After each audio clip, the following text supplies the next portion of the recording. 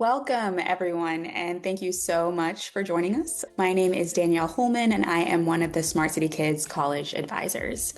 Today, we're going to discuss five of the most common myths families encounter when they start thinking about college admissions.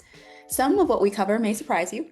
Some of it may confirm what you've already expected. Either way, our goal is the same, to give you a clear, more accurate picture of the college process so that you can support your child with confidence. This session accompanies our College 101 session, which is posted on our YouTube channel. With that, let's get started. We will dive in with a little bit about who we are. Smart City Kids is one of New York City's longest standing educational consulting firms, and we have been supporting families from nursery school through college admissions for more than 26 years. At the heart of everything we do is a commitment to understanding that each student is an individual. They have their own strengths, their own goals, their own values, and we use that understanding to guide them through the educational environment that is the right fit for them. And that philosophy is what informs everything you're going to hear today. We also have our Smart City Tutors company that supports our students with specific academic needs. With that context in mind, let's turn to the first myth. College admissions is a lottery. This is a myth we have all probably heard, especially in recent years, and it's understandable why. You've likely seen a story where a student with perfect GPA and really strong activities didn't get into their top choice school, while someone else who seemingly was less qualified did. And it feels random, but it isn't. Admissions is competitive, yes. Schools often have far more qualified applicants than they have space for, but each school is actively trying to build a class, and that means that they're looking for students with specific skill sets, interests, and perspectives that complement what's already there. So you can think of it like filling an orchestra. An orchestra has four primary sections: brass, woodwinds, strings, and percussion, and many instruments within each. They need a full orchestra every year, but the needs will shift. Some years they're short on violinists, some years they just need one excellent tuba player. Violin is the most common instrument, so some might see that as the most competitive, but it also means that there are more frequent openings that are high in demand. Tuba is less common, so there are fewer openings, but in a year that they need a tuba player, tuba skills really stand out. So a student might ask, how do I know if tuba is what they need in the year that I apply? And the honest answer is that you can't fully know. But what you can control is how clearly you present yourself and your strengths. So a student who says, I can play four instruments, or I'm pretty good at tuba, is much less memorable than one who says, I love all brass instruments, but tuba is my specialty. I've practiced for 5 years, and I've performed in the all-state band for the last 2. I plan to minor in music and continue performing in college. That is a story. That is a student an admissions team can picture on their campus, and the students who stand out are the ones who tell a clear, coherent story about who they are and where they're headed. So an admissions team should walk away from your child's application with a genuine sense of how they may contribute academically, socially, and beyond. So that brings us to number 2, which is about grades. Your child needs perfect grades to be accepted. This one causes a lot of anxiety when students assume that anything less than a perfect transcript is disqualifying. But the reassuring thing is, it's not. Admissions officers know that every student has strengths, weaknesses, and a life outside of the classroom. Perfect grades are not the price of admission. What matters is demonstrating real academic capability and engagement, and a student with an upward trend can be just as compelling as a student with a consistently high GPA. Because a student who has struggled in ninth grade and steadily improved throughout junior year is telling a story about resilience, about self-awareness, and those are qualities that colleges really value. A question that we often hear is it better to get straight A's or is it better to take harder classes but have a mixture of grades? Straight A's in the hardest classes you can is the truth, but it's deeper than that. The truth is that for the most competitive schools, balance matters. So a really difficult class that you're not performing well in is not really a great experience for the student, and it's not a great story. And strong grades are important, but admissions officers also pay attention to the rigor of a curriculum. They want to see that a student has found the right balance of challenge without being completely overwhelmed, and advisors can help students really navigate that directly. It's important to note that grades are just one piece of a much larger picture, and a full application is what the admissions team is evaluating. So, grades are important, but so is what your child does outside of school. And so that brings us to myth number 3. It is better to do a little bit of everything extracurricular. This is one of the most strategic mistakes we see in high school planning. Families often believe that a longer list of activities signals a more well-rounded student, but in reality, it tends to signal the opposite. A long list of clubs and organizations where a student barely participated in. It doesn't impress admissions teams. What they really remember are students who pursued something with commitment and then grew into a leadership role. Depth, backed by an interest that is sustained, tells a far more compelling story than breadth. It also contributes to a narrative that should run through the application. So if your student is interested in environmental advocacy, so they've done a club, they're in a community project or an independent research initiative, that shows a coherent identity. If they're in 8 clubs with no through line and no leadership role, it's harder for an admissions reader to understand who they are. And it's okay for students to have multiple interests, but there should be a strength or a focus that someone who doesn't know your child can pick up on when they're doing their 1-minute review of an application. So, encouraging your child to go deep in what they care about is one of the most useful things that you can do to support their application. Another thing to note for families with students who are in their later years of high school is that experience that allow your child to produce their own work. So a research internship, an independent project, or a meaningful work experience, those types of experiences carry a particular weight because they demonstrate a sense of initiative in a way that simple club membership or enrichment camps alone cannot. So it's important that students are increasing their autonomy or increasing the depth of the work that they're doing throughout the years of high school, while also being a normal teenager and having a variety of interests. So that balance is always going to be important. Now let's talk about the part of the application that is most often underestimated, the essay. A common myth is that the essay doesn't really matter. This may be one of the most damaging myths on our list because it leads families to invest less time in something that actually deserves a great deal of time. The personal essay and supplemental essays are among the most important parts of a college application. The essay is your child's direct voice into the process and one of the only places that an admissions team can understand how they think, what matters to them, and how they see the world. For 2 students with nearly identical academic profiles, the essays can often be a distinguishing factor. Every prompt deserves a pretty serious attention. It's not just about the common application personal statement. It's not just about the university's individual essay, but every single essay counts. They aren't formalities. They are opportunities for students to show who they are, and they are worth the investment of time and revision. So I have some students that like to just churn out the first thing that comes to mind and say, okay, this is what I want to write. But when it's something that has some weight and some stakes, it is important to take that time to edit, to draft, to rethink, to have multiple versions, to be able to make sure that a student is presenting themselves in the best way possible. In the era of AI, this is particularly important. It is true that universities are using AI in admissions processes, but it's not in the way that you might think. So, for example, not that long ago, admissions officers had to manually count how many rigorous classes a student had compared to the number of classes that were offered at the school.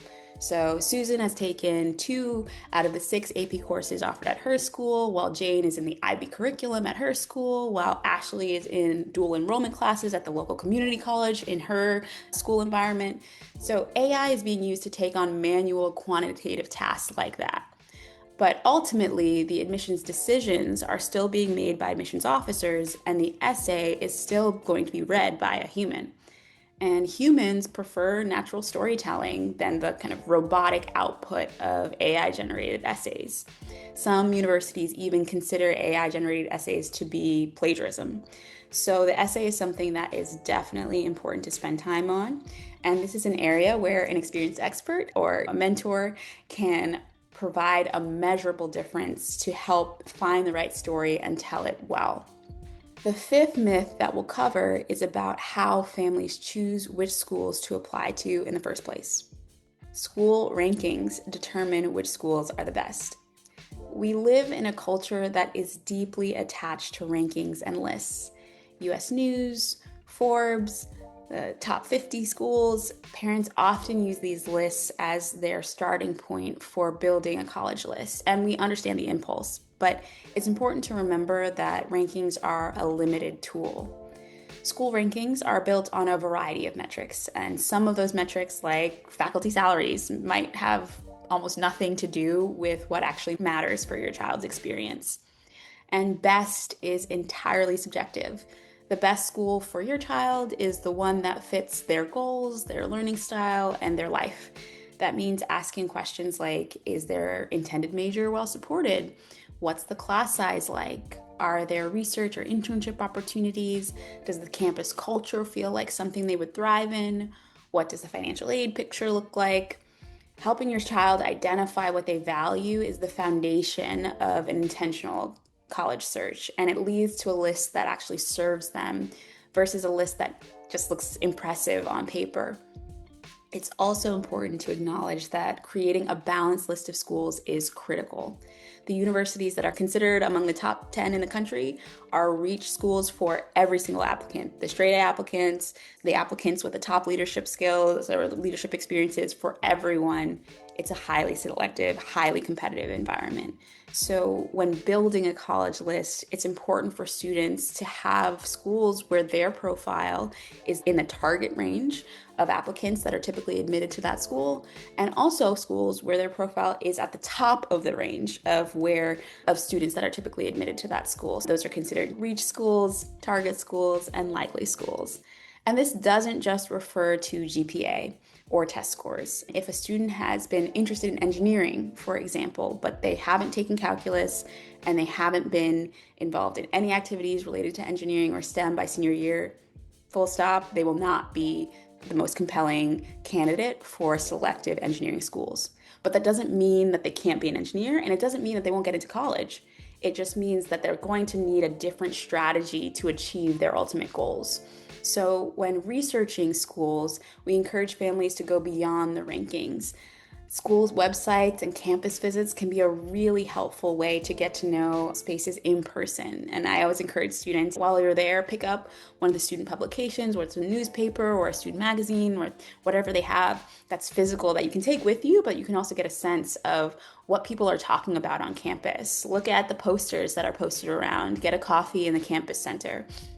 All of these things can give a snapshot into the school culture that you can't just see when you're scrolling through a list online. Social media is a great tool if you can't visit a school in person, but use with caution, because the first-person perspectives that you might get from a day in the life video from a student who's there is just one data point among many, and one student's experience doesn't necessarily define a school. But in this era where students can have so much more access and kind of talk face-to-face in a different way with people who are having a lived experience that they're interested in, I think it can be a helpful tool just to start to do some research and get to know different places around the country. So I've covered 5 myths. There are a lot of other myths that are out there, but I wanted to focus on some of the top ones that I think can really elucidate what is true about the college process and what some of the things that we actually don't have to worry about in the same way that we might have thought that we did. In closing, I'll share just a few final thoughts. College admissions is a complex process, and there's a lot of noise around it from news to parents to the internet. But the families who take the time to understand how the process actually works are far better positioned to help their child put their best foot forward and put the best application forward. So we hope that this is a useful starting point, and we'd love to talk to you about your child specific situation. You can reach us at info@smartcitykids.com. And we hope that you found this time helpful. I will stop here and open it up for questions. Thank you, Danielle. Hi, everyone. I know this is a lot of information and can feel overwhelming. Danielle, can you speak a little bit to testing? Because we didn't really talk here about testing, and I'm sure there are some myths around testing and the role of testing, particularly with test optional coming up over the last few years. Can you talk a little bit about what that means and any myths or misconceptions there might be around test optional? Yeah, that's a great question. So, lots of universities during the pandemic or the height of the pandemic changed their policies in which they were test optional, meaning that students who had taken the ACT, the standardized testing that is typically of the college level, didn't have to submit their scores if they've already taken it, or if students hadn't had the chance to take it, which is why they changed the rule during COVID, they didn't have to take the test and they would be evaluated based on all the other materials that were in their application.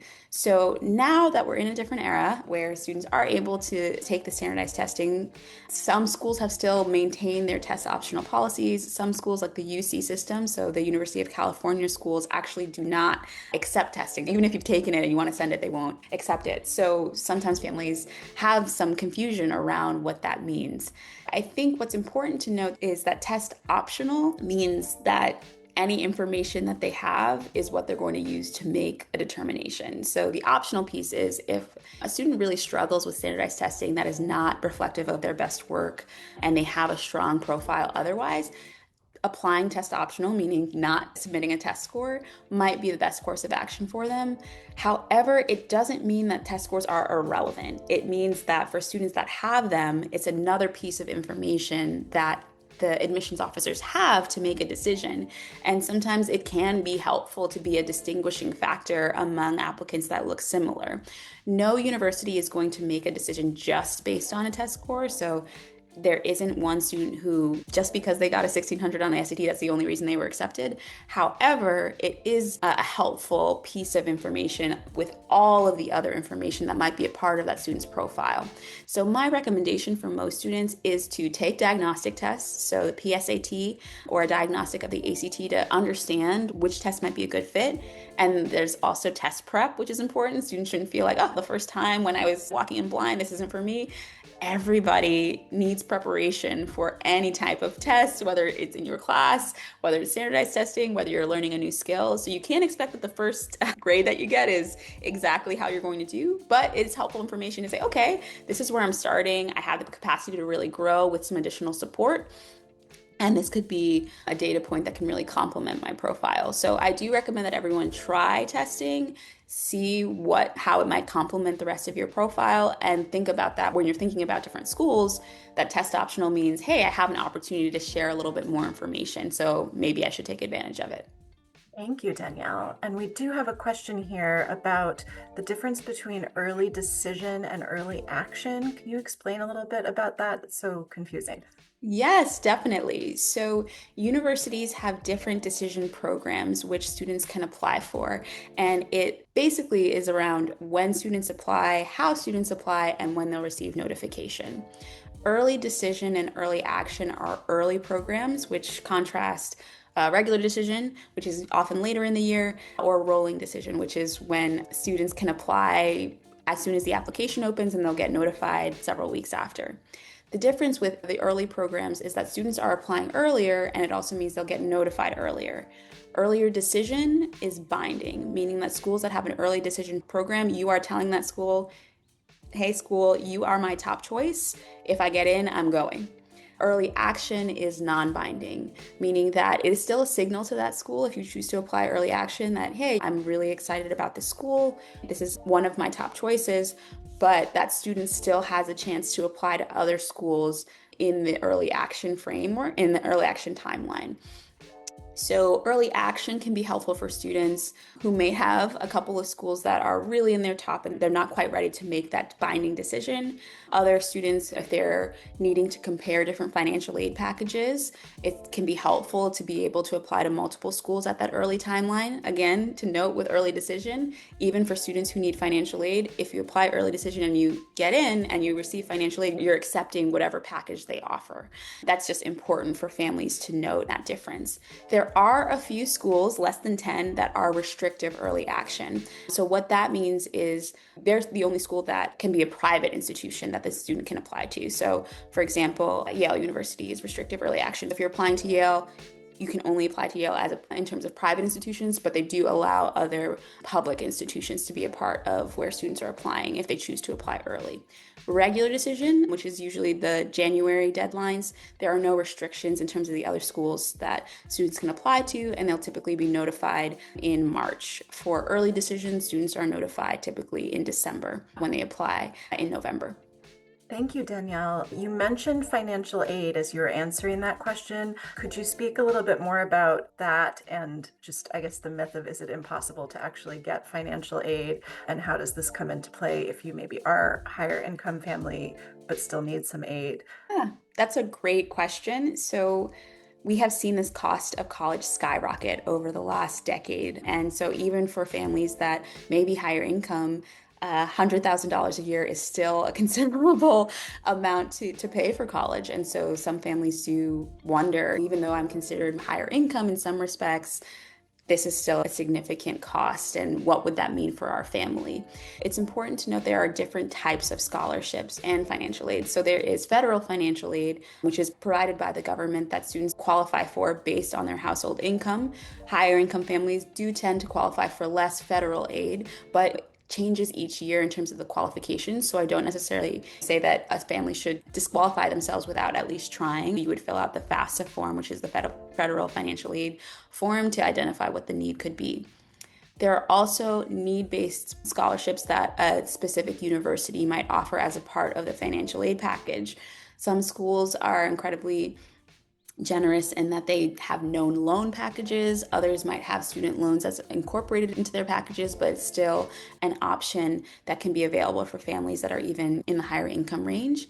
And then there are also merit or talent-based scholarships that have nothing to do with income and all about the talent or skill that a student might have. So there might be academic qualifications for a merit-based scholarship or a talent-based scholarship. If a student is an artist or they're an athlete or there's another type of talent that is valued at that school, there might be scholarships available for that type of student. Thank you. Can you answer the basic question of when students should even start making their college list? We sometimes at Smart City Kids get parents applying to nursery school who ask us this question. Yeah, I think that's a great question. So the short answer is 11th grade is the best time for all students to start forming their college lists. But what's in the back of you folks' mind is, when should I start thinking about college? And so that's a little bit different. And I would say it really does depend on the child. There are some students who are actually really motivated at a young age by a concrete goal. They know, hey, I want to be a pediatrician one day. Even in 9th grade, they might have that understanding. I want to know what it takes to get into medical school. And some students are really motivated by having that knowledge and knowing the steps pretty early on. But I would say for most students, 9th grade is early, too early to really start thinking about college in that concrete way, because they don't need that pressure for a specific college outcome so early. But what's important in 9th grade is to start thinking about high school as a place for discovery and forming skills that'll be helpful in later in high school and in college. So it's a great time to start developing the interests. Usually in 9th grade, students don't have that much choice in the types of classes that they take, but they're starting to deepen their self-awareness, saying, actually, you know what, I really love my science classes. Maybe this is something I want to keep doing outside of school, or I really love art and I want to participate in it beyond my art class. I want to start making my own art. I want to go to art camp. I want to maybe be a professional artist one day. All of those little nuggets of information about what a student is excited about starts pretty early on. And so 9th grade is a great time to start nurturing those interests. It's also a great time to start developing the executive functioning skills that are important for high school and college. Time management, prioritization, study skills, all of those things are incredibly important for high school and college and life. And they're skills that need to be developed. I think that sometimes students feel, and maybe even parents feel, like my kid just isn't as strong in study skills, or they don't know how to study very well. That's not true. They don't have all the tools yet to know how to study effectively without help, but that doesn't mean that over time they can't really be a really strong student who knows how to prepare on their own with the supports and the scaffolds to get there. So I think ninth grade is a great time to start developing all of those different skills, developing that interest, and also knowing that things might change. If you were really excited about biology at first, but then you get to the chemistry class and you're like, actually, I really don't love the sciences as much as I love social studies. Of course, that happens throughout high school. So I say all that to say, when students build a college list in ninth grade, it typically forms a more myopic view of a process that is much more robust, much more expansive, and requires much more self-reflection than the student might have done at that ninth grade time. But by 11th grade, that's when grades matter the most in terms of what admissions officers are looking for. And that's when students should have a little bit more of the self-awareness of like, okay, these are my strengths, these are my interests. I can start to look at colleges with a more informed lens. That's when it's an important time to know these are the types of schools that I might be excited to attend. Here are the different requirements by school. And when I say different requirements is that there are application components that are going to be relevant for any school that a student applies to, but there are going to be specific requirements based on interest or based on the type of school. So I mentioned engineering before. If a student is interested in engineering and wants to go to a competitive engineering school, I mentioned calculus. They need to take calculus in high school, and not every student takes calculus in high school. So those types of things, it is important to know. You don't want to get to senior year, you're applying to college and realizing like, I didn't take a critical class that's important for me to do what I want to do. You do want to have that information a little bit earlier on. That said, it doesn't mean that if you haven't taken calculus in high school, you can't be an engineer, but it means your path might be a little bit different. The type of school that you're going to apply to is you're going to have to supplement your academic plan to make sure that you can be successful in the classes that you want to be successful in.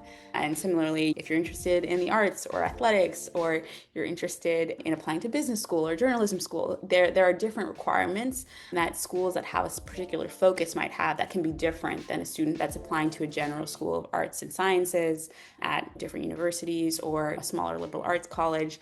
I'm throwing out these different terms. If you're not quite familiar with these, I definitely recommend checking out our College 101 webinar, which we filmed a few weeks ago, that gets into the details of the different types of colleges and what to look for. But I'm also happy to take any additional questions that might be here now. All that to say, 11th grade is a great time to start forming college lists, but early high school is a great time to start to get to know who you are as a student to inform the choices that you'll make later on. Thank you, Danielle. I think that you mentioned social media research, and I know something that floats around social media sometimes that may be a set of myths is, as you were talking about students building their story and building their particular interest area, types of projects or extracurriculars that do or don't make a difference, and whether there is reality to that, that there are certain types of experiences or projects for students that do or do not matter to college admissions officers. Yeah, that's a great question. I think college admissions officers are looking for depth and commitment when they're looking at different activities that a student might participate in. So, what that means is there are students that say, hey, I'm really interested in the sciences, but you're not in science club, you've only taken the required courses in your school, you haven't done any additional science-related activities outside of school, no research or anything like that. So they're not getting a sense of, okay, you're interested in this, but you haven't necessarily explored this in a deeper way.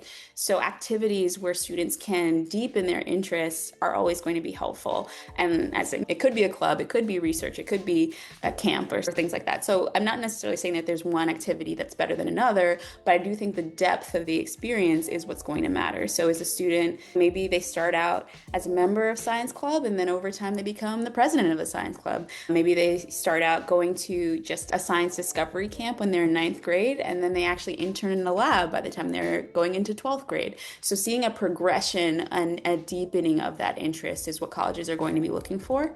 And then I would say, as I mentioned earlier, activities where students can produce work on their own is also going to be helpful. So whether it's work experience, experience, and that doesn't have to be working in a lab. It can be working in your local community in a job that you have, but you're developing skills that are going to help you become successful in life. And so having a type of work experience can be helpful. Having an opportunity where you lead your own project, an independent I keep saying research, but it doesn't have to be research, an independent project. Maybe you do a media project, you make a short film. Those types of things where a student is using their creativity, where they are thinking for themselves, they're being a little bit more autonomous, they're deepening their skill set. Those types of things are valuable for students because it helps an admissions officer understand the sense of initiative, creativity, resilience, discipline, all of the qualities that they might want to see in someone who's at their campus. Fantastic. We did just have a couple more questions pop up. So if we can Yes. take a few more minutes, love to ask you to answer them. So first question, how do colleges look at high schools? Meaning, how do they determine if one high school is more rigorous than another? Great question. So when a student applies to college, in addition to the essays, the transcript, the test scores, the recommendations, there's also a school profile, which is when a guidance counselor will submit a profile that explains the context of the school. They'll talk about how big is the school, how rigorous the curriculum is, are there AP classes offered, are there honors classes, is it common for students to take community college classes in dual enrollment programs. They're looking at students from schools all over the world, so they need some way of understanding, okay, when I'm looking at the student in front of me, what is the context that they're in? That's the information that they receive, that school profile. And how they look at it is really a holistic review process, meaning that they are evaluating a student within their context. If they see that a student is at a school that's quite rigorous, so there are lots of advanced courses offered, it's common for students to take 3 or 4 APs in a year, they're evaluating that student based on what's available at their school. On the other side, there are students that are at schools that are not well resourced, that don't have advanced classes, where they might have a low graduation rate, let alone students going on to college. And so they're evaluating that student who may be incredibly high performing, but is in a school where they maybe had less access to resources. They're going to understand, okay, this is the context that the student is performing in. They didn't have a chance to take any AP classes because it wasn't available at their school. So that is how colleges are looking at different high schools. There is a question of, are there certain schools that can be a direct pipeline to the most competitive schools in the country? And not necessarily. So I think the most rigorous and resourced high schools tend to prepare students very well for top schools in the country, but it doesn't mean that universities hold specific spots. So, okay, we're going to take 5 students from this school every single year because we know that this is a really top high school. It doesn't quite work like that. It's more that high school tends to produce students that are incredibly high performing, that do a lot of the activities that are going to be relevant and show that they are competitive applicants. The students perform well in their interviews, all of that. There's a correlation between the preparation that a student gets at specific schools and then the outcomes that they get when they apply to college, but it's not necessarily a pipeline that is very direct. Thank you. So I think you actually spoke to the second question there, but it was about feeder schools. And is the idea of a feeder school, like a Stuyvesant, for example, is that a myth or is that a reality that there are these feeder schools to the Ivies? Yeah, so as I said, I think well-resourced, rigorous schools are producing the preparation needed for students to be competitive at many of the top schools in the country. So I think that's why a lot of the top schools in the country tend to admit students from those types of schools, but there aren't spots that are held necessarily for students from specific schools.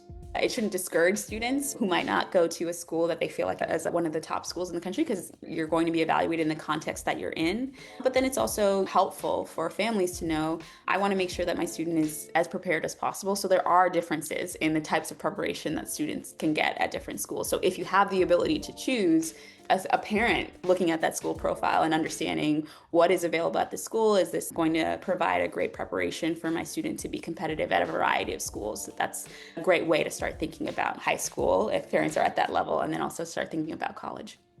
Thank you so much, Danielle. You've given us a lot of information to think about. We know that this can be a really overwhelming process that parents spend many years thinking about as their children are preparing for this college application process. So know that we at Smart City Kids are here to support you. Should you need any additional, more individualized support, you are always welcome to reach out to us at the contact information that you see here. And as Danielle mentioned, we also post all of these webinars on our YouTube channel, so you can find this as well as other as we've presented there as well. Thank you so much for joining us today, and thank you, Danielle, for sharing so much valuable insight. Yes, thank you so much. I really appreciated the time. Have a great day, everybody. Thank you. Take good care, everybody.